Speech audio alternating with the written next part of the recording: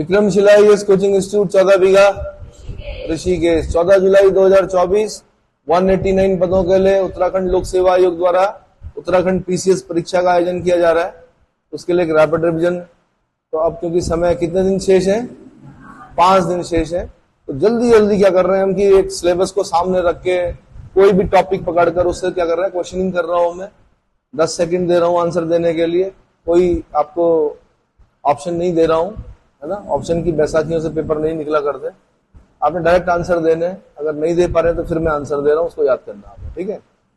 तो जैसे मैं भूगोल पकड़ा, मैंने उत्तराखंड का भूगोल टॉपिक में, ठीक है। उत्तराखंड के भूगोल में भौगोलिक अवस्थिति आनी है, भू आकृति एवं संरचना आनी है, जलवायु आना है, जल प्रवाह तंत्र आना है, वनस्पति, सिंचाई, मुख्य नगर, पर्यटन स्थल, जनसंख्या। तो मैं ये मान के चल रहा हूं कि देखो जनसंख्या से हो सकता है 1 या 2 क्वेश्चन बनेंगे, इसलिए बनेंगे। 2021 में हुई थी जनगणना, सॉरी 2011 में हुई थी, उसके बाद अभी तक नहीं आई, सेंसस नहीं आया, तो वहां से 1 या 2 क्वेश्चन बनेंगे। अनुसूचित जाति जनजातियों से 2 या 3 क्वेश्चन बनेंगे। भौगोलिक अवस्थिति से 1 क्वेश्चन बनेगा, भू आकृति संरचना से 1 क्वेश्चन बनेगा, जलवायु से 1 क्वेश्चन। ऐसे करके जो क्वेश्चनिंग हो रही है उसमें हो सकता है कुछ क्वेश्चन आपको पेपर में दिखाई दे, ठीक है।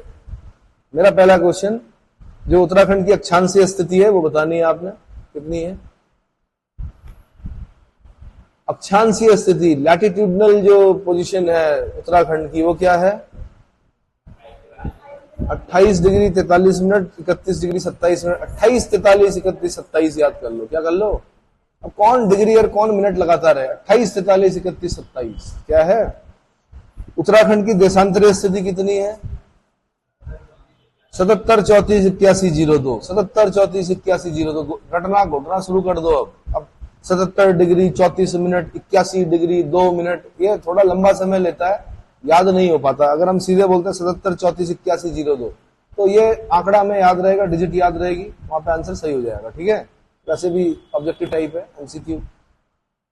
अक्षांशीय विस्तार कितना है उत्तराखंड का, तो 2 डिग्री 44 मिनट। और देशांतरीय विस्तार कितना है, 3 डिग्री 28 मिनट। अक्षांश बोलते हैं लैटिट्यूड को, जो लेटी हुई रेखाएं होती हैं मैप पर उनको बोलते हैं लैटिट्यूड, और जो खड़ी रेखाएं होती हैं उनको क्या बोलते हैं, लॉन्गिट्यूड। ये वास्तव में नहीं होती है, ये इमेजनरी लाइन्स होती है। अध्ययन की सुविधा के लिए ज्योग्राफी में इसको क्या किया जाता है, खींचा जाता है, और ये मैप में दिखेंगी, जमीन पर नहीं दिखती है ना।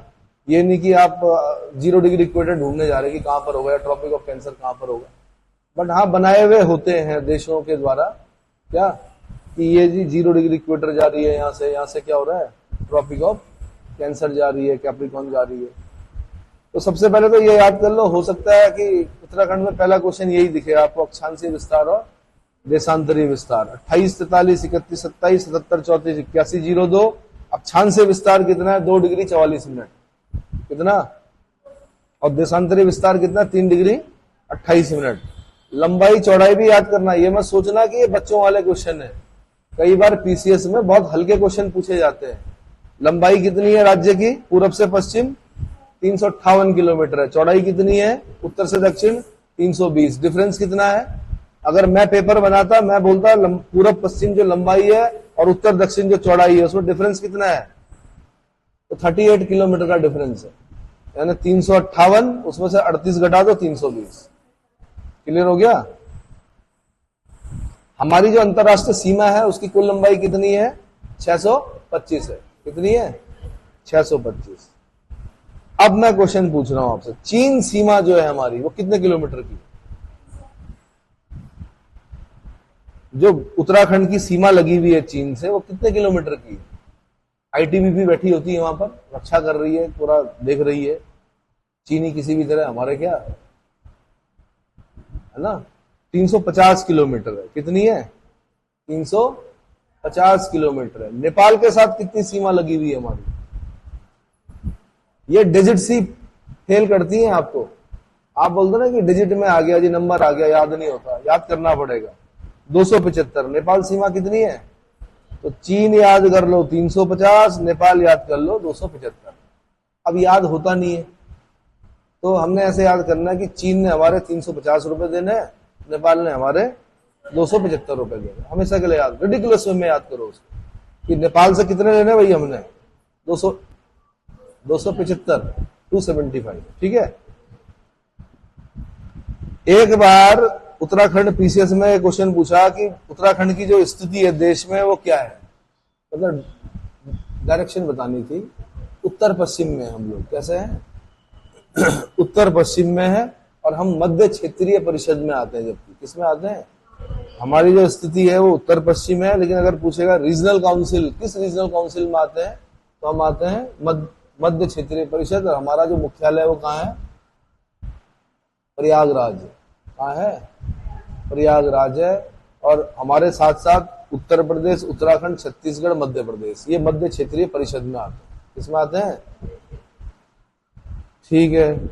अगर पूछा, एक बार ये भी पूछा कि उत्तराखंड की हिमालय में कहां पर स्थिति है, मतलब किस हिमालय, मतलब कहां पर है हम लोग, हिमालय में स्थिति पूछी तो आंसर पता होना चाहिए हम कहां पर है। तो पश्चिम मध्य हिमालय में हम कहां पर है, पश्चिम मध्य। पश्चिम बोलते हैं वेस्ट को, मध्य बोलते हैं मिडिल, ठीक है। पश्चिम मध्य हिमालय में। एक बार ये भी क्वेश्चन पूछा, राज्य का आकार कैसा है, आयताकार है। कैसा है, आयताकार। कैसा है भाई, क्षेत्रफल पूछा एक बार, कितना है उत्तराखंड का, 53,483। ऐसे मत याद करो 53483, बहुत टाइम लग रहा। 53,483, 53,483 किलोमीटर स्क्वायर। अगर मैं पूछा संपूर्ण देश का कितना प्रतिशत भूभाग हमारे राज्य में समाहित है, तो 1.69%, 1.69%। ये डायरेक्ट लाइन से क्वेश्चन पूछ रहा हूं मैं, ठीक है। अच्छा जी, अब अगर मैं पूछूं कि क्या राज्य का कितना प्रतिशत भाग पर्वतीय है, 86.07% भाग क्या है, पर्वतीय है। 100 में से घटा दो, मैदानी भाग आ जाएगा 13.93। 13, इनमें से एक याद कर लो खाली। 13.93 याद करना ज्यादा आसान है। वैसे भी आप मैदानों को पसंद करते हो, पहाड़ों को पसंद नहीं करते, है ना। सब भी धानी देहरादून, खानी पीनी देहरादून, लेकिन जिन्हें गाना गाया उस पर, तो सब काम कहाँ करना, देहरादून में करना। सब ने कहा बसना, देहरादून में बसना। पहाड़ में कौन बसेगा भाई। तो मैदानी भाग जो है सिर्फ 13.93% है। और ये दुर्भाग्य भी है कि हमारी राजधानी कहाँ है, देहरादून में गैरसैंण होनी चाहिए। कहाँ होनी चाहिए, क्योंकि 86.07% भाग कहाँ पर है, पहाड़ों में है। तो एक पर्वतीय राज्य की राजधानी पर्वतों के बीच में ही होनी चाहिए, ठीक है। वहां पर फिर हमें ब्यूरोक्रेट्स और जो लीडर्स हैं उनकी सुविधाएं नहीं देखनी है। हमें अगर विकास करना है, अगर ऊपर से विकास करना है, तो उसकी राजधानी कहाँ होनी चाहिए। तो 13.93 याद कर लीजिए, पर्वतीय भाग 86.07, 100 में से घटा के अपने आप आ जाएगा। अगला, गढ़वाल कितना घेरे हुए है, गढ़वाल का क्षेत्रफल कितना है, तो 60.67% है। इसका मतलब गढ़वाल का क्षेत्रफल ज्यादा है। कुमाऊं का क्षेत्रफल कितना है, 39.33% है। कितना, 39.33%। अगर मैं बोलूं कि जिलों को क्षेत्रफल की दृष्टि से ऊपर से नीचे बोलो, तो 4 ऊपर के याद होने चाहिए आपको। चमोली, उत्तरकाशी, पिथौरागढ़, पौड़ी। चमोली, उत्तरकाशी, पिथौरागढ़, पौड़ी, ऐसे याद करना पड़ेगा। चमोली का याद करना पड़ेगा आपको 8030। कितना, आपको उत्तरकाशी का भी याद करना पड़ेगा 8016। डिफरेंस निकालना पड़ेगा कितना, उत्तरकाशी कितना कम रह गया चमोली से, 14 कम रह गया। 14 किलोमीटर स्क्वायर क्या रह गया, तो 80-30 चमोली है, 80-16 उत्तरकाशी है। चमोली, उत्तरकाशी, पिथौरागढ़, पौड़ी। चमोली, उत्तरकाशी, पिथौरागढ़, पौड़ी। और लास्ट में आपने बोलना चंपावत 1766। चंपावत 1766 याद रहेगा। अब अगर भाग्य खराब हुआ तो बीच में से पूछ लेगा फिर वो। तो इसका मतलब कायदे से 13 के 13 याद करने चाहिए। लेकिन अब अगर जिन्होंने पहले कर रखे वो कर सकते हैं, जिन्होंने पहले बिल्कुल याद नहीं किया तो 4 शुरू के और 1 लास्ट का याद कर ले। भाग्यनगर साथ दिया तो इसी में से क्वेश्चन बनेगा, ठीक है। प्राकृतिक सीमाएं भाई, राज्य की जो प्राकृतिक सीमाएं हैं, उत्तर में तिब्बत हिमालय है, पश्चिम में टॉस नदी है। टॉस पार करोगे हिमाचल पहुंच जाओगे। कहां पहुंच जाओगे, विकास नगर कालसी के आसपास जाना, टॉस पार करना, हिमाचल लग जाता है, कुलाल उलाल लग जाएगा आपको, है ना। अच्छा, पूर्व में क्या है, काली नदी, काली को पार करोगे नेपाल पहुंच जाओगे। काली ऑब्लिक आगे चलकर शारदा बोलते हैं उसको, क्या बोलते हैं, दक्षिण पूर्व, दक्षिण तथा दक्षिण पश्चिम में तराई क्षेत्र क्या है। जैसे ही आप ऋषिकेश से आगे जाते हो, हरिद्वार रोड की, और जब आप कहाँ जाते हो, उधम सिंह नगर, नैनीताल का भी कुछ नीचे वाला पार्ट, हल्द्वानी, ये सब किसमें आ जाते, तराई में आ जाते, इसमें आते हैं, ठीक है। चलो जी, तो उत्तराखंड के मैप को ढंग से देखना कभी, तो उसमें आप देखोगे सबसे पहले वो सबसे ऊपर जो मिलेगा आपको, ट्रांस हिमालय मिलेगा। क्या मिलेगा, हिमालय के पार, ट्रांस हिमालय, हिमालय के पार।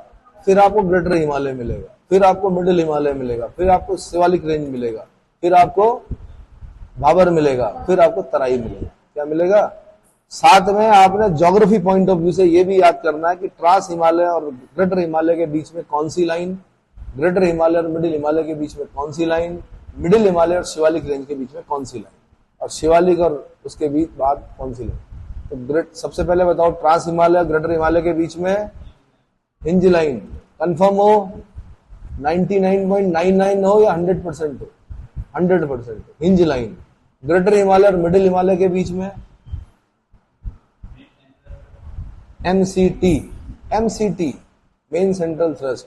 मिडिल हिमालय और शिवालिक रेंज के बीच में MBT, MB अपने आप याद आ जाएगा वहां पे कि M मेन होता है, B बाउंड्री होता है, F फॉल्ट होता है। शिवालिक के बाद कोई लाइन है,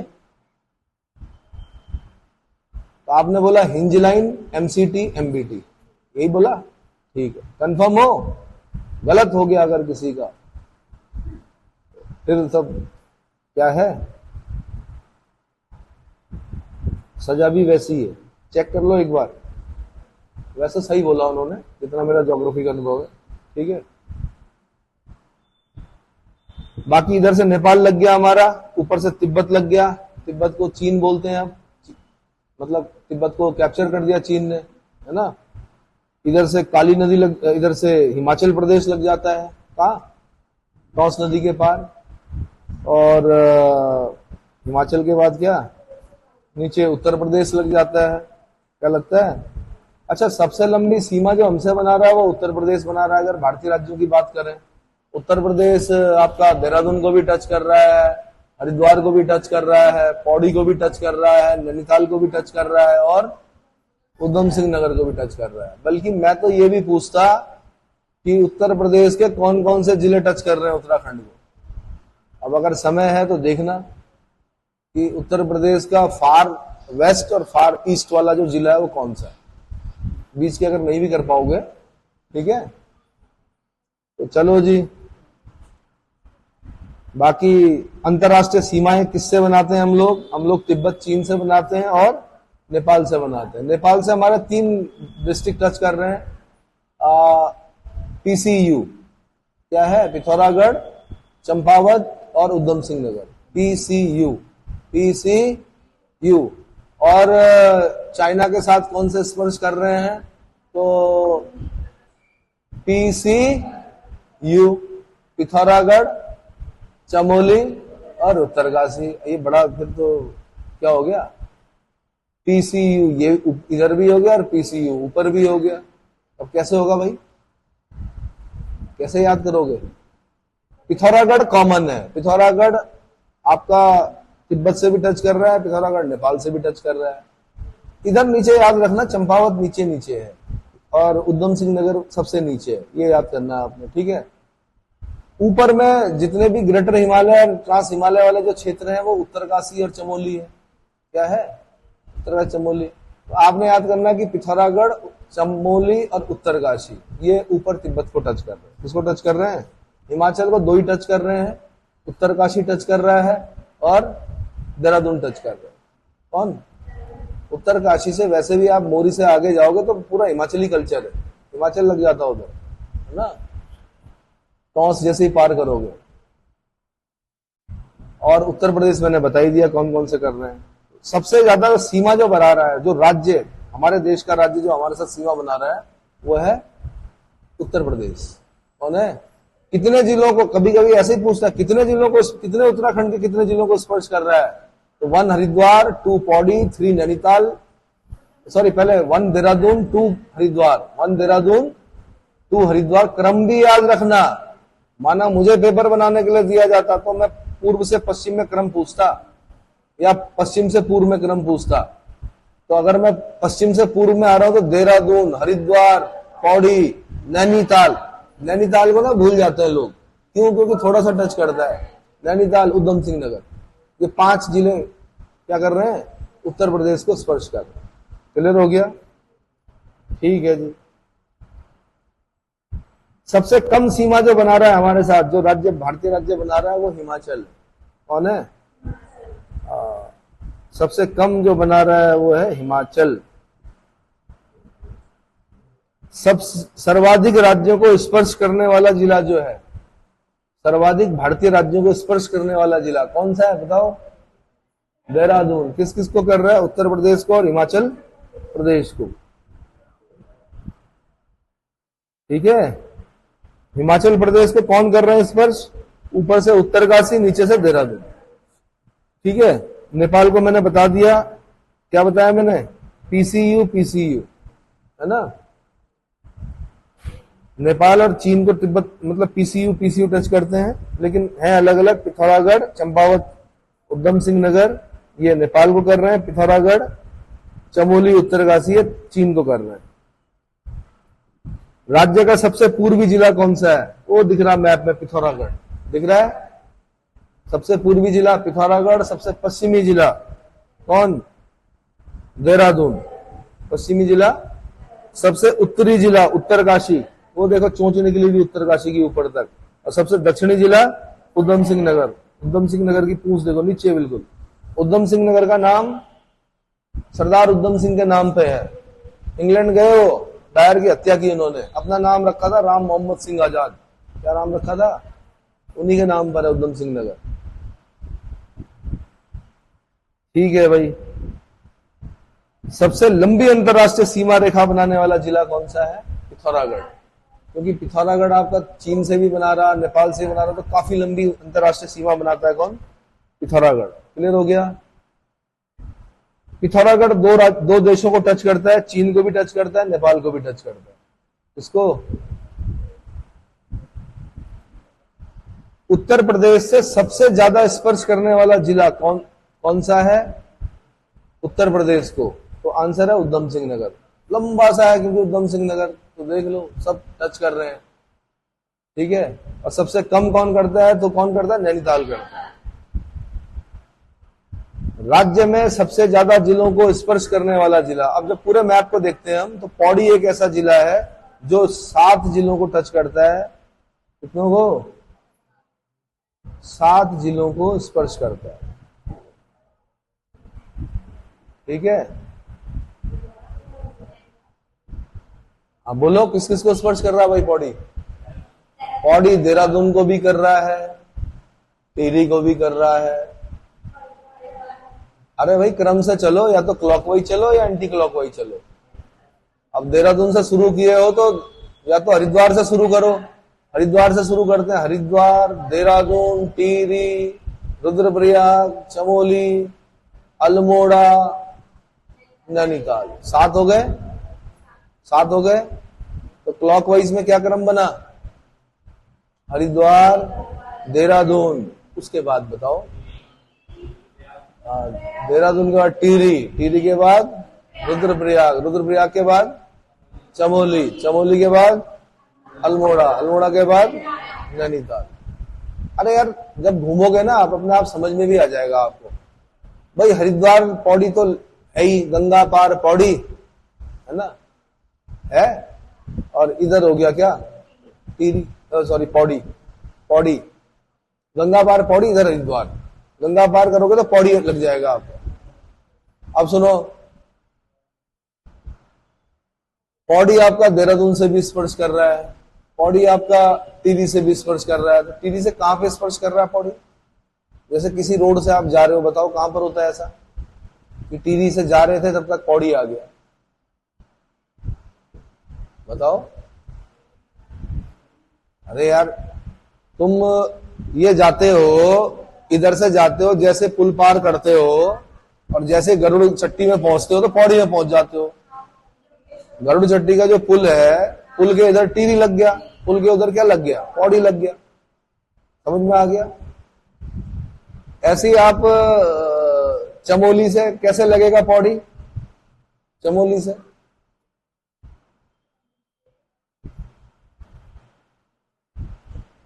से पौड़ी कहां पर लगता है बताओ? ऐसा कौन सा रास्ता है जहां से आप जा रहे थे कि पौड़ी आया फिर चमोली आ गया?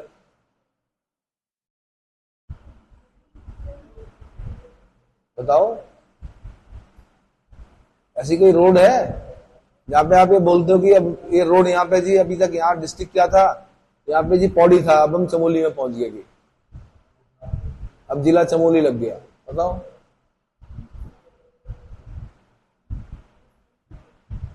ऐसे अल्मोड़ा से लगता है पौड़ी, ऐसे नैनीताल से लगता है पौड़ी। तो घूमते हुए भी याद करना है आपने, सड़कों में देखना है ना। पर्वत घाटियों में कौन से नगर हैं? बड़े बड़े नगर बता दो मुझे कौन से। देहरादून घाटी में है, देहरादून घाटी में है। क्या चंपावत घाटी में है? हाँ जी, घाटी में है। चंपावत किसमें है? घाटी में है। पिथौरागढ़ क्या घाटी में है? हाँ जी, सोर घाटी में है। हाँ, सोर घाटी में पिथौरागढ़। बागेश्वर क्या घाटी में है? बागेश्वर भी घाटी में। घाटी वाले बड़े बड़े नगर अपने आप दिख जाएंगे आपको, प्लेन होंगे। घाटी में क्या होंगे? प्लेन होंगे, बड़े नगर होंगे। तो देहरादून, चंपावत, पिथौरागढ़, बागेश्वर। बागेश्वर बहुत बड़ा नहीं है पर वो भी घाटी में, ठीक है। तो यहां से क्वेश्चन पूछता, क्योंकि इसको नहीं पढ़ते बच्चे, यानी पूछते, वो कहते हैं यहां से क्या ही बनेगा। तो मैं क्वेश्चन पूछता, निम्नलिखित में से कौन कौन से नगर पर्वत घाटी में अवस्थित हैं? 4 ऑप्शन देता, देहरादून, चंपावत, पिथौरागढ़, बागेश्वर। फिर नीचे कूट देता मैं, सबसे पहला कूट देता मैं केवल एक, देहरादून, क्योंकि सबको पता है घाटी में। किसी किसी को पता है पिथौरागढ़, सोर घाटी में। तो फिर मैं देता 1 और 3। क्या देता? 1 और 3। फिर जो थोड़ा और जानकार होते हैं उनको पता होता कि चंपावत के जो लोग हैं उन्हें पता है हम घाटी में रहते हैं, तो कहते हैं हाँ यार, देहरादून भी घाटी में, पिथौरागढ़ भी सोर घाटी में, चंपावत हमारा अभी क्या है, घाटी में है। तो फिर मैं देता 1, 2 और 3, और फिर मैं देता उपयुक्त सभी। समझ में आया? और इसमें मैं 50% बच्चों का क्या करवाता, गलत करवा देता नंबर। पेपर बनाने वाला काम क्या है? पेपर बनाने वाला काम ये भी है कि जो आपको आता है वो पूछना है कितना याद है, और जो आपको नहीं आता, जिसमें नजर नहीं गई, वही पूछना है। क्लियर हो गया? ठीक है। अगर आप नीचे से ऊपर जाते हो उत्तराखंड को, 8 भौगोलिक क्षेत्र मिलते हैं हमें। उत्तराखंड को कितने भौगोलिक क्षेत्रों में बांटा जा सकता है? तो नीचे से ऊपर सही क्रम क्या है? सबसे नीचे है गंगा का मैदान, क्या है? उसके ऊपर है तराई, उसके ऊपर है भाबर। मैंने अभी ऊपर से नीचे बताया था, अब मैं नीचे से ऊपर बता रहा हूं। भाबर, उसके बाद क्या? शिवालिक, उसके बाद दून, शिवालिक के बाद क्या? दून, उसके बाद लघु हिमालय या मध्य हिमालय, उसके बाद बृहत हिमालय या ग्रेटर हिमालय, और उसके ऊपर ट्रांस हिमालय। ऊपर से नीचे आ जाओ, वो ज्यादा बेटर रहेगा कि ट्रांस हिमालय, हिमालय के पार, ग्रेटर हिमालय, फिर मिडिल हिमालय, फिर दून, फिर शिवालिक, फिर भाबर, फिर तराई, फिर गंगा का मैदान। क्लियर हो गया?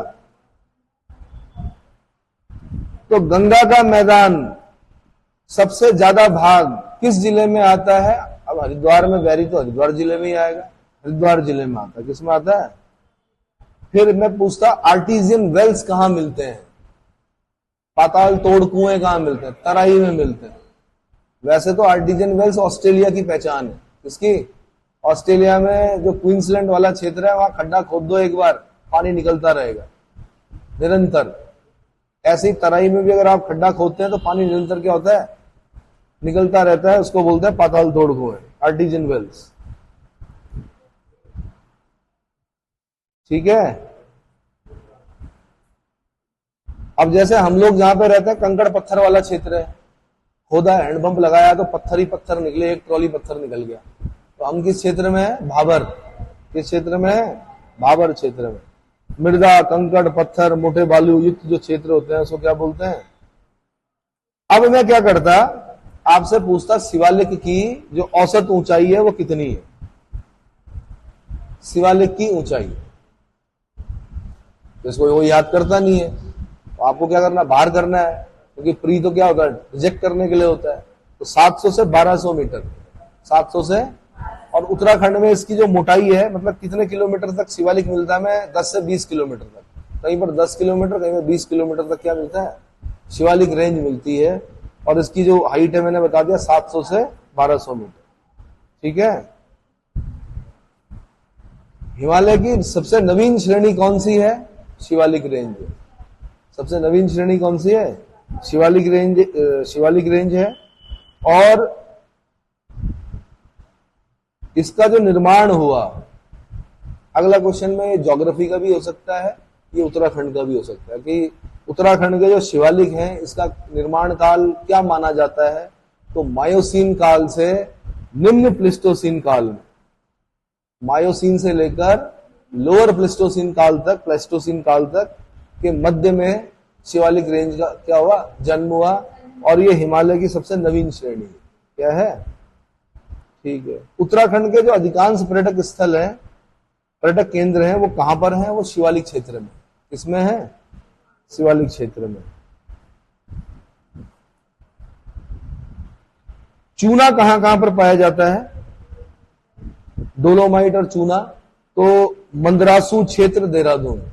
मैं एक क्वेश्चन बनाता, देहरादून का मंदरासू क्षेत्र किस चीज के लिए प्रसिद्ध है? आपने सिर्फ आंसर देना चूना।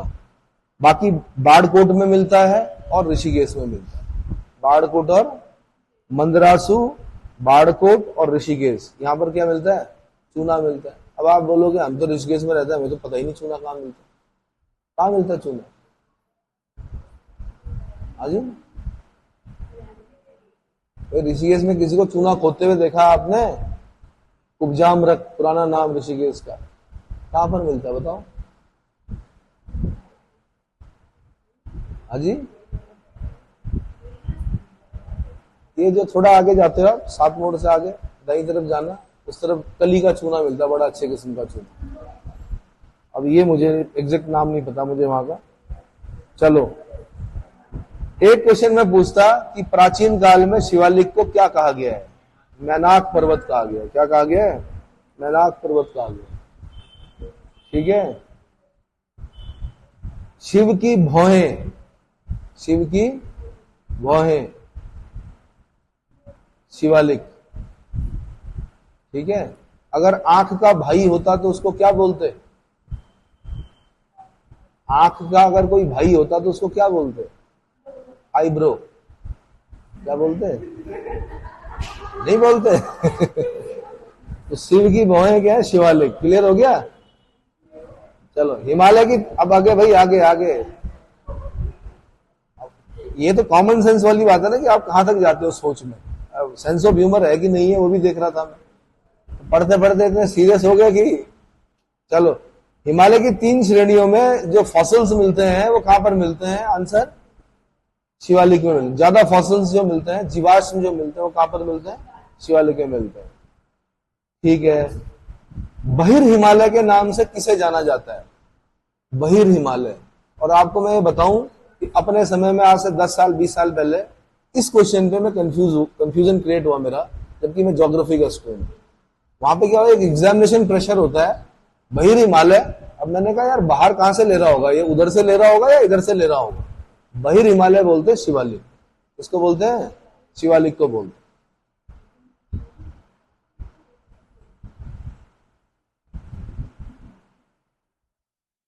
शिवालिक और मध्य हिमालय के बीच चौरस, समतल और क्षैतिज घाटियां होती हैं। तो उत्तराखंड में पश्चिम में उन्हें दून कहा जाता है और पूर्व में उनको द्वार कहा जाता है। देहरादून और कोट द्वार, नाम सुने? द्वार लगा हुआ। तो पूरब में जो है वो द्वार है और पश्चिम में जो है उन्हें क्या बोल रहे हैं? दून बोल रहे हैं। तो कोट द्वार हो गया इधर, इस तरफ क्या हो गया? देहरादून। समझ में आ गया? तो पश्चिम में दून और पूरब में द्वार, याद रखना। ठीक है। राज्य के कुछ भागों में घाटियों की समतल भूमि को क्या कहा जाता है? सैण। सैणा होता है दरअसल मैदान को बोलते हैं सैणा। सैण, गैर सैण क्या बोल रहे? और क्या बोलो? और सैण कौन कौन से? मराठी सैण, वही हुआ वो। आगे है? गैर सैण बोल दिया यार, मराठी सैण बोल दिया, और कोई सैण बोलो। थली सैण। और बताइए।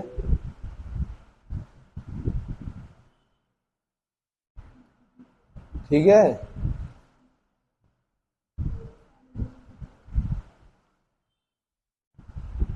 बताओ भाई। अच्छा, अब एक क्वेश्चन, कोटा दून कहां पड़ता है भाई? पतली दून और कोटा दून। पतली दून और कोटा दून कहां पड़ता है? नैनीताल में पड़ता है। नैनीताल मत बोलो, नैनीताल बोलने से ऐसा लग रहा है जैसे आप मेरे से पूछ रहे हो कि क्या नैनीताल को ही बोलते हैं। जब आप बोलोगे नैनीताल तो ये कॉन्फिडेंस है इसमें कि हाँ जी नैनीताल। पतली दून कोटा दून कहां है? चौखंबा दून और कोठरी दून कहां है? चौखंबा दून और कोठरी दून। अब रुद्रप्रयाग वाले बोलेंगे कि यहां से जी चौखंबा दिखता है, और उधर से चमोली वाले बोलेंगे यहाँ हमारे यहाँ से भी दिखता है। तो ये वो चौखंबा अलग है, हिमालय का जो चौखंबा है वो अलग है। मैं दून की बात कर रहा हूँ। चौखंबा दून और कोठरी दून कहां पड़ता है? पौड़ी में पड़ता है। ठीक है, देहरादून देहरादून में ही पड़ता है।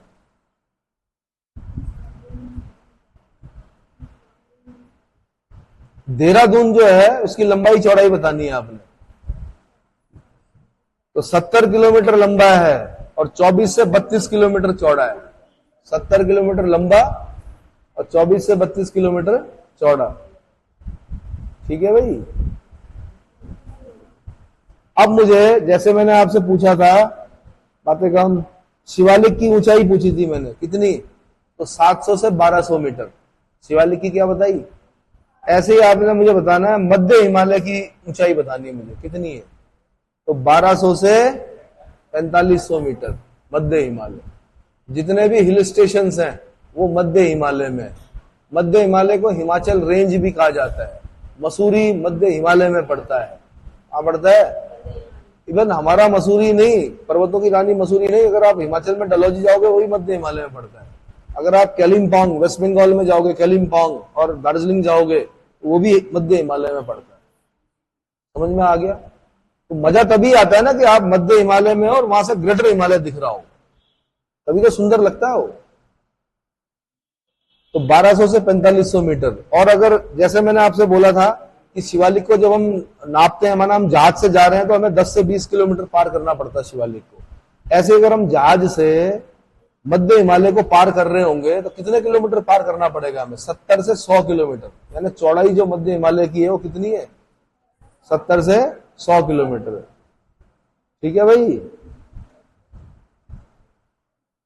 अब मैं अगर आपसे पूछूं कि मध्य हिमालय कब बना, मतलब कि किस प्रकार की चट्टानों से बना है मध्य हिमालय, तो प्री कैम्ब्रियन और पैलियोजोइक चट्टानों से बना है। प्री कैम्ब्रियन और पैलियोजोइक चट्टानें जो होती हैं उसमें आता है स्लेट, चूना पत्थर, शैल, क्वार्ट्ज, क्वार्ट्ज समझते हो, स्फटिक, नीस और ग्रेनाइट। इनसे बना है कौन? मध्य हिमालय। क्या बोला मैंने? प्री कैम्ब्रियन और पैलियोजोइक चट्टानों से बना है। मैंने ये नहीं बोला कि मध्य हिमालय कब बना, मैं ये नहीं बोल रहा हूं। क्या बोल रहा हूं? मध्य हिमालय किस काल की चट्टानों से बना है। तो आपने बोला, या मैंने आंसर दिया कि प्री कैम्ब्रियन और पैलियोजोइक चट्टानों से बना। फिर मैंने कहा कि प्री कैम्ब्रियन और पैलियोजोइक चट्टानों में क्या आता है, तो स्लेट भी आता है, चूना पत्थर भी आता है, शैल भी आता है, क्वार्ट्ज भी आता है, नीस भी आता है और ग्रेनाइट भी आता है। तो भाई ये हिमालय, मध्य हिमालय में आए कहां से बताओ? तो गोंडवाना प्लेट जब यूरेशियन प्लेट से टकराई, सबडक्शन हुआ, तो टेथिस सी का पानी तो इधर उधर हो गया। अब टेथिस सी में जो जमा हो रहा था ना, चट्टानें जमा हो रही थी, वो कब से हो रही थी? वो प्री कैम्ब्रियन से पैलियोजोइक काल तक की चट्टानें जमा हो रखी थी। नदियां अपने साथ भाकर क्या करती हैं? लेके जाती हैं। तो चट्टानें कहां जमा हो रखी थी। अब क्या हुआ? फोल्ड पड़ा। तो फोल्ड पड़ा तो वो वाला पार्ट, उन चट्टानों का पार्ट मध्य हिमालय में मिलता है। क्या मिलता है? तो मध्य हिमालय में जब आप घूम रहे होते हो तो जगह जगह क्या हो रहा होता है? लैंडस्लाइड हो रहा होता है। लैंडस्लाइड क्यों होता है? बारिश में नहीं होता उतना जितना धूप में होता है। बारिश के बाद बारिश पड़ी चूना पत्थर पे, ठीक है जी, थोड़ा बहुत झड़ गया, जो भी गिरना होगा। अब उस पर धूप पड़ती है, तब चटकता है क्या? चट्टान। तब निकलती है नीचे वो। तब हम क्या करते हैं? बैठे रहते हैं, वेट करते हैं कि क्या अब आएगा कि बुलडोजर। ऐसे ही होता है। ठीक है, अगला। कुमाऊं के जो अधिकांश ताल हैं वो कहां पर हैं? किस पर्वत श्रेणी की दक्षिणी ढाल पर है? तो मध्य हिमालय की दक्षिणी ढाल पर। किस पर? मध्य हिमालय की दक्षिणी ढाल पर। अब आगे जी हम किस पे? ग्रेटर हिमालय पे। किस पे? बृहत हिमालय। प्राचीन ग्रंथों में क्या कहा गया उसको? हिमाद्री। कवियों ने कविता लिखी है, हिमाद्री तुंग सिंह से प्रबुद्ध शुद्ध भारती, समुज्ज्वला प्रबुज्ज्वला स्वतंत्रता पुकारसी, अमरते वीर पुत्र हो दृढ़ प्रतिज्ञा सोच लो, अरण्य सैन्य सिंधु से बड़े चलो बड़े चलो। कहा किसी ने? इतनी देर में आपको चेक करना था कि किसने कहा है। खाली हाँ नहीं करना, कथा थोड़े सुननी है। ये किसकी पंक्तियां हैं? हिमाद्री तुंग सिंह से प्रबुद्ध शुद्ध भारती।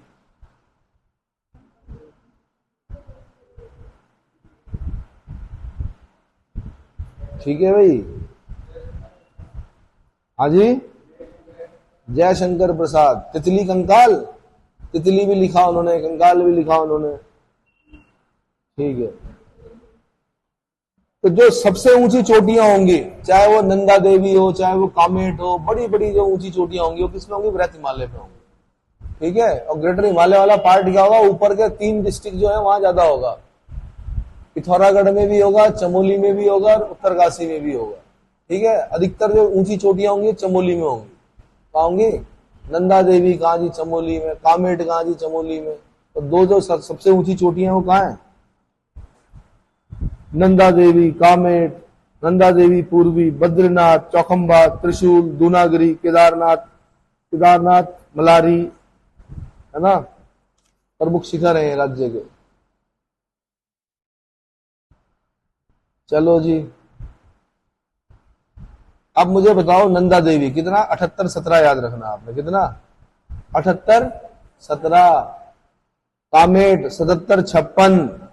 77 56। पर मैं नहीं पूछता ये क्वेश्चन, मैं पूछता नंदा देवी पूर्वी की हाइट कितनी है। अब इसको तो पढ़ते नहीं लोग, तो पहला ऑप्शन में देता 78 17, पर मैंने तो पूछा नंदा देवी पूर्वी, तो उसका है कितना? 74 34। कितना है? 74 34। ठीक है। भागीरथी, बंदरपूंछ, गंगोत्री ये कहां पड़ती है? उत्तरकाशी में पड़ती है। कहां पड़ती है? फूलों की घाटी कहां है भाई? Valley of flower. Francis Smythe ने खोजा था इसको, फूलों की घाटी को। भ्यूंडार घाटी में है ये पक्का है? कौन सी नदी निकलती है यहां से? लक्ष्मण गंगा। लक्ष्मण गंगा। अरे अगर आप फूलों की घाटी जा रहे हो तो गोविंद घाट में उतरे, ऊपर चढ़े, गांगरिया गए, गांगरिया से फिर 2 रास्ते हो गए, एक रास्ता चला गया गोविंद घाट के लिए। कहां के लिए? सॉरी, गोविंद घाट कह रहा मैं। एक रास्ता चला गया आपका 6 श्राइन हेमकुंड साहब के लिए, और फिर वहीं से एक रास्ता कहां चला गया? फूलों की घाटी के लिए। इसका मतलब 6 श्राइन हेमकुंड साहब भी ग्रेटर हिमालय। किसमें है? ग्रेटर हिमालय में। अब जहां पर, क्योंकि गुरु गोविंद सिंह जी ने तपस्या की थी वहां पर, तो वहां पर गुरुद्वारा भी है, बगल में लक्ष्मण जी का मंदिर भी, इसीलिए वो जो ताल है कौन सा? कौन सा? होमकुंड कि हेमकुंड? हेमकुंड साहब। हेमकुंड साहब। फिर वहीं के आसपास से कहीं नदी निकलनी चाहिए, लक्ष्मण गंगा, या नीचे होगी मेरे ख्याल से, उसका जल जाता होगा लक्ष्मण गंगा। होमकुंड जो है नंदा राजजात जहां पर समाप्त होती है वहां उसको होमकुंड बोलते हैं। तो होमकुंड और हेमकुंड, होमकुंड भी किसमें? ग्रेटर हिमालय में। ठीक है। नंदा देवी राजजात के बारे में सुना है? हिमालय का कुंभ बोलते हैं, 12 साल बाद आती है, इस अब आने वाली है। कब? कब है? तो उसमें जाना है। युवा लोग हैं आप, क्या हैं? युवा हैं, तो आपने उसमें जाना है। और तब देखना आप चौसिंगिया खाडू क्या होता है, छतोलियां क्या होती हैं, वहां पे पता चलेगा आपको क्या कि कुमाऊं की नंदा आएगी उधर से, इधर से गढ़वाल की नंदा आएगी। कहां पर मिलेगी भाई गढ़वाल की नंदा कुमाऊं की नंदा से? नंद केसरी में मिलेगी। कहां मिलेगी? पहले भी बताया था। कहां मिलेगी? नंद केसरी में मिलेगी। फिर जाएंगे आप उधर से, फिर बाण तक आपको क्या मिलेगी? सड़क मिलेगी। सड़क जगह जगह जाना पड़ेगा, कई दिन की होती नंदा राज्य। फिर बाण से पैदल जाना पड़ेगा, कई पड़ाव पड़ेंगे। बड़ा पड़ाव जो पड़ेगा बेदनी बुग्याल पड़ेगा, फिर आगे जाके पातर नचौनिया पड़ेगा। वहां से महिलाओं का प्रवेश वर्जित है, उससे आगे महिलाएं नहीं जाती है। ठीक है, फिर उसके बाद आपका भगवा बासा पड़ता है, रूप कुंड पड़ता है, शिला समुद्र पड़ता है, बहुत सारी जगह पड़ती है। फिर नंद प्रयाग घाट, होम कुंड जाएंगे, फिर होम कुंड से फिर नंद प्रयाग घाट में उतरेंगे। आप कहां उतरेंगे? समझ में आ रहा है? हाँ, तो भाई जब होम कुंड में जाएंगे तो नर कंकाल मिलेंगे आपको, वहां हड्डियां मिलेंगी। किसकी है वो हड्डियां? राजा यश धवल और बलपा, रानी बलपा, तो उनके सैनिकों के नरकंकाल है वहां आज भी। नचौनिया पात्र में राजा का मतलब शिशु हो गया तो उसने नाचने गाने वाली महिलाओं को क्या कर दिया? नचाया। इसलिए वहां पर पात्र नाम, पात्र जो बोला जाता है नाचने गाने वाली महिलाओं को बोला जाता है पात्र नचौनिया। तो फिर देवी रुष्ट हो गई, ओले पड़े बड़े बड़े इस पर, सिपाहियों के सिर पर। आज भी क्रैक देखे जाते हैं उन, अगर कोई खोपड़ी मिल गई, मानव खोपड़ी, तो उसके सर पे क्या दिखेगा आपको? क्रैक। कईयों पर मांस भी है, अभी तक बाल भी है कईयों पर, क्योंकि ग्रेटर हिमालय वाला क्षेत्र है ना। तो पूरे पड़ाव में एक जगह ऐसी आएगी जहां पर आपको लगेगा कि ये बहुत टफ है, उसको बोलते हैं जोरा गली। क्या बोलते हैं? क्या होती है वो? जोरा मतलब यमराज, नाम ही पूर्वजों ने रखा हुआ यमराज की गली। वहां पर पहले ही बोल दिया जाता कि भैया यहाँ पे अब चुप रहना है। क्या रहना है? क्योंकि इतना सेंसिटिव जोन है कि आपके हल्ला करने से, या पता चला जैसे वो डीजे बजा रहे आजकल जो पर्यटक हैं, किसी ने अगर बजा दिया कुछ गाना वाना, ढोल वोल बज गया, तो ग्लेशियर जो मतलब ऊपर से जो गिरने का खतरा होता है। इसलिए बोलते ज्योरा गली, यमराज की गली। वहां पे आराम से चुपचाप निकलना पड़ता है। फिर शिला समुद्र आएगा आगे जाके। चलो जी, आप पहुंच गए, आप याद दिला दिया आपने नंदा राज्य। हाँ जी, बृहत हिमालय के मूल निवासी कौन है? मूल निवासी भोटिया। कौन है? भोटिया। बृहत हिमालय क्षेत्र में ग्रीष्म काल में पशुचारण करने के लिए कौन आते हैं? जाड़ और मार्किया लिखा हुआ, मार्चा भी बोलते हैं मेरे ख्याल से, मार्चा है ना, मार्किया लिखा हुआ यहां पर जो किताबें हैं। तो ये है, एक बार बहुत पहले उत्तराखंड में क्वेश्चन बना, वैसे जलवायु से है ये। एक बार पूछा कि उत्तराखंड में ग्रीष्म ऋतु को क्या कहते हैं? मार्च से जून तक की जो ऋतु होती है उसको बोलते हैं रूढ़ी और खरसाऊ। ये क्वेश्चन बने, ठीक है। तो इस प्रकार एक नंबर यहां से जितना मैंने अभी तक बताया, 1 या 2 नंबर आपको यहां से मिल सकते हैं। ऐसे मत सोचना कि 50 नंबर आ जाएंगे। जितना मैंने अभी तक यहाँ पे बताया उसमें से अगर 1 नंबर आ गया तो समझ लेना कि इतना पढ़ना हमारा क्या हो गया? सफल हो। ठीक है भाई। अब जैसे मैं बोल रहा हूं कि सिंचाई से, क्या सिंचाई से, भाई सिलेबस में दे रखा ना सिंचाई, तो सिंचाई में पहला क्वेश्चन जो बन सकता है वो ये बन सकता है कि उत्तराखंड के कुल बोए गए क्षेत्रफल का कुल सिंचित क्षेत्र लगभग कितना प्रतिशत है? अब इसमें डिजिट में खा जाते हैं मार सब, याद करना पड़ेगा। 54.74%, 54-74 याद रखना। क्या याद रखना? 54-74, 54-74। उत्तराखंड में कुल बोए गए क्षेत्रफल का कुल सिंचित क्षेत्र लगभग कितना है? 54-74 है। लेकिन दुर्भाग्य यह है कि मैदानी क्षेत्र में इसका, ये 54-74 में 98.22% मैदानी क्षेत्र में है इसमें, और सिर्फ 22.13% पर्वतीय क्षेत्र में। यानी पर्वतीय क्षेत्र में सिंचाई की सुविधा बहुत कम है। क्या है? और जहां जहां पर सिंचाई की सुविधा होगी पर्वतों में, वहां पर बासमती होगा। फिर क्या होगा? राजा क्या नाम है उनका? माधो सिंह भंडारी, गर्भ भंजक, है ना। कहा कि मलेथा की गूल लेके आए थे कभी, उस जमाने में भी उन्होंने क्या किया, सिंचाई व्यवस्था क्या की, दी अपने राज्य को, अपने लोगों को। तो बड़ा अच्छा क्या होता था वहां, बासमती होता था। अभी रेलवे के प्रोजेक्ट चल रहे हैं वहां पर, है ना। अच्छा, राज्य में जो शिवालिक से दक्षिण और दून क्षेत्र में सिंचाई जो होती है वो नलकूपों का प्रयोग होता है। इसका नलकूपों का प्रयोग, और ये बहुत अच्छी चीज नहीं है। क्यों नहीं है? ग्राउंड वाटर क्या होता है, खत्म होने की संभावना होती है, पर क्या करे किसान भी, कहां से निकाले। तो तरीका वैसे सबसे अच्छा ये होता है कि पहाड़ का पानी, पहाड़ की जवानी पहाड़ के काम नहीं आती। तो जितने भी गाड गदेरे हैं उसमें प्रोजेक्ट चलाकर उन गाड गदेरों का जो पानी फालतू बह रहा है उसको सिंचाई में क्या करना चाहिए, प्रयुक्त करना चाहिए। क्या करना चाहिए? प्रयोग किया जाना चाहिए। या फिर रेन वाटर हार्वेस्टिंग, जो वर्षा का जल है उसको क्या जमा करके उसका प्रयोग किया जाना चाहिए।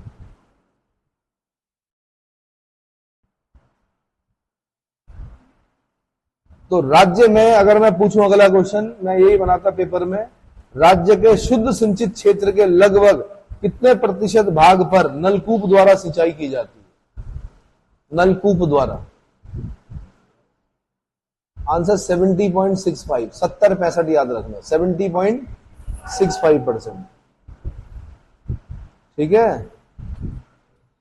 नहरों द्वारा सिंचाई,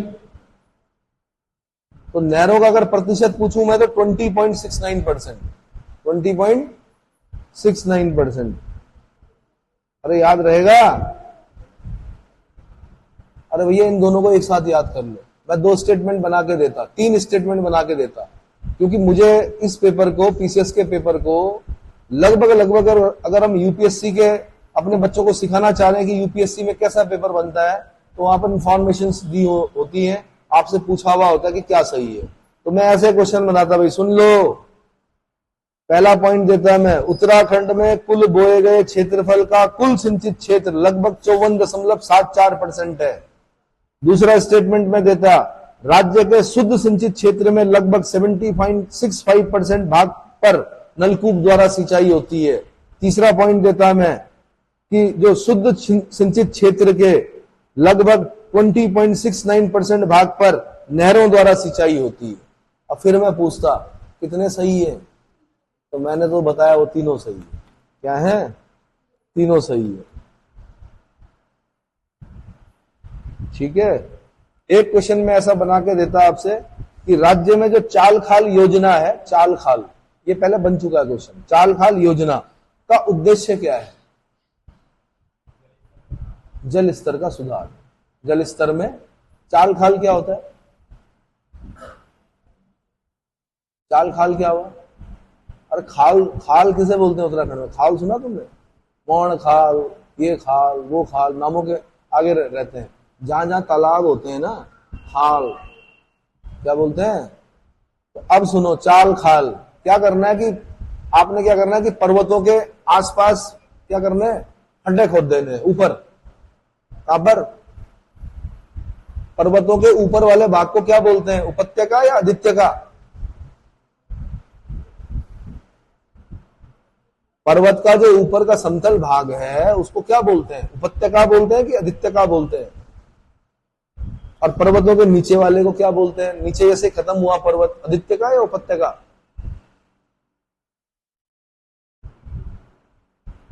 ये पूछेगा।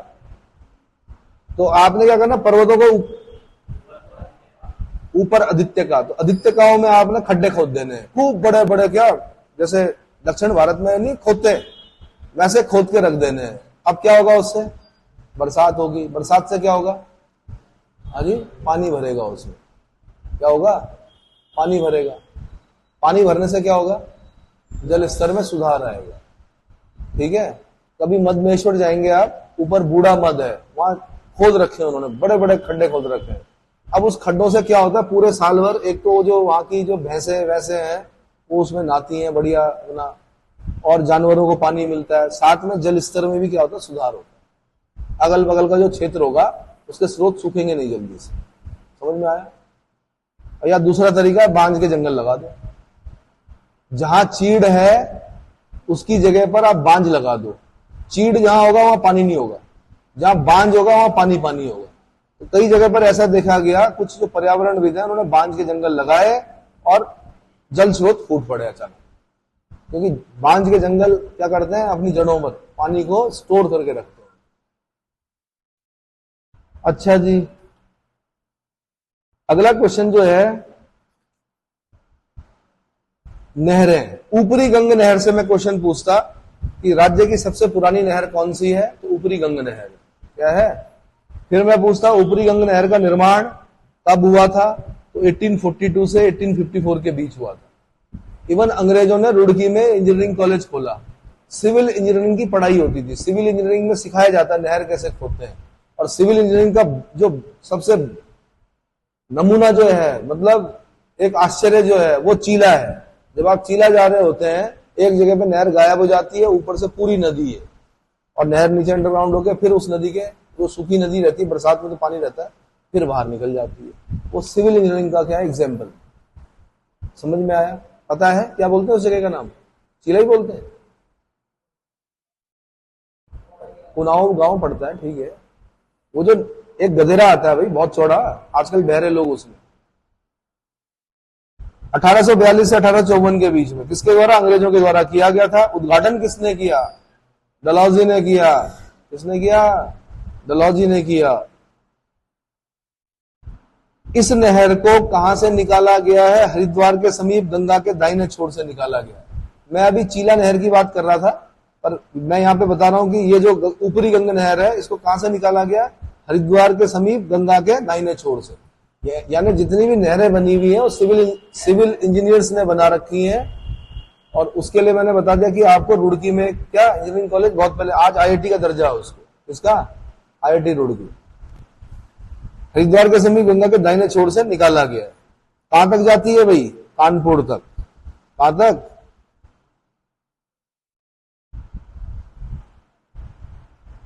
ठीक है।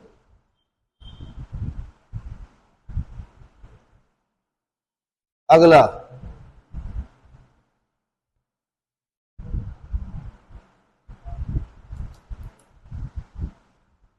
पूर्वी गंग नहर।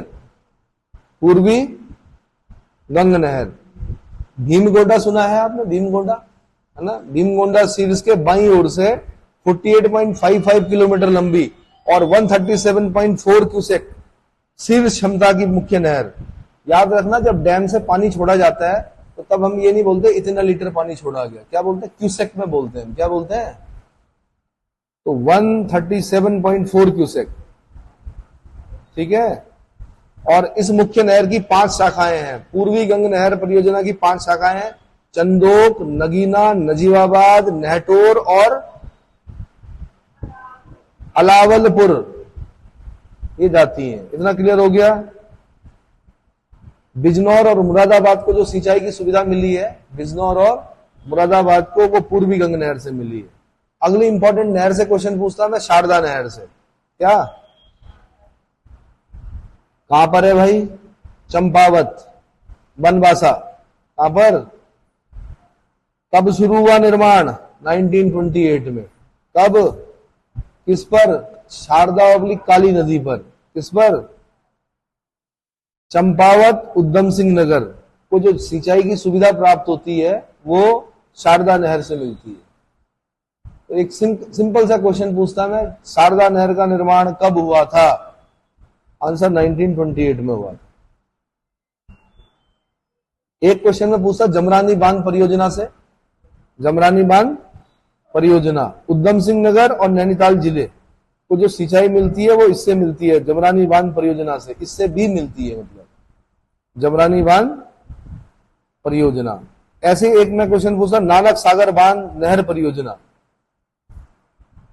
तो नैनीताल में एक नदी निकलती है नंधौर।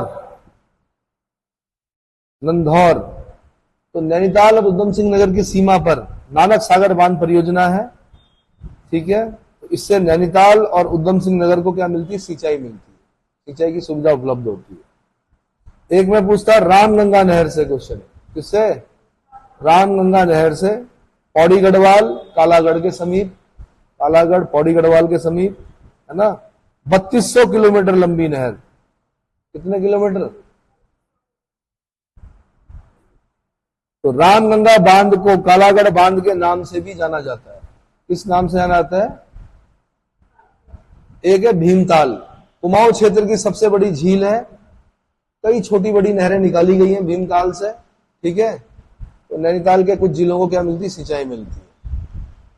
टिहरी बांध परियोजना शिलान्यास कब हुआ था? 1972 में हुआ था। 2006 से 2007 में इसका प्रथम चरण पूर्ण हो गया। भागीरथी भिलंगना नदियों के संगम पर, जिसको कि गणेश प्रयाग बोलते थे, ठीक है, वहां पर 260.5 मीटर लंबा बांध बना रखा, ऊंचा, लंबा नहीं ऊंचा, 260.5 मीटर ऊंचा बांध। एशिया का सबसे बड़ा कॉफर डैम है, क्योंकि कंक्रीट से बना, पत्थर से बना हुआ, मिट्टी पत्थर से। किससे बना हुआ? डैम क्या, पहाड़ है पूरा अपने आप में। कितने मीटर ऊंचा? 260.5 मीटर ऊंचा है। 2400 मेगावाट की विद्युत क्षमता है इसकी, ठीक है, उत्पादन क्षमता। हालांकि 2400 आज तक नहीं किया प्रोडक्शन कभी। 2400 मेगावाट का है, लेकिन इतना प्रोडक्शन अभी तक हो नहीं पाया। बाकी आपको पता, दिल्ली, उत्तर प्रदेश को पेयजल की सुविधा मिलती है, सिंचाई की सुविधा मिलती है, ठीक है। टिहरी, पौड़ी, देहरादून, हरिद्वार, यहां पर सिंचाई की सुविधा मिलती है। अगला, ग्राम्या 2, राज्य के 7 जनपदों में वर्ल्ड बैंक के वित्त पोषण से जलागम विकास परियोजना ग्राम्या 2 का संचालन किया गया था, लेकिन अब यह पूर्ण हो चुका है। 31 जनवरी 2022 को पूर्ण हो चुका है। इतना क्लियर हो गया? तो ये मैं ऐसा क्वेश्चन, इनमें से कोई एक क्वेश्चन में आपसे सिंचाई से पूछता, 1 नंबर मिलेगा। इतना बता दो, कितना? 1 नंबर।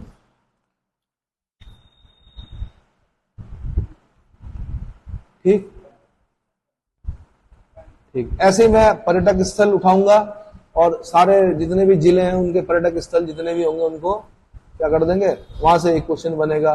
सबसे ज्यादा जोर आपने जनसंख्या पर देना है, वो मैं अगले लेक्चर में बताऊंगा, ठीक है।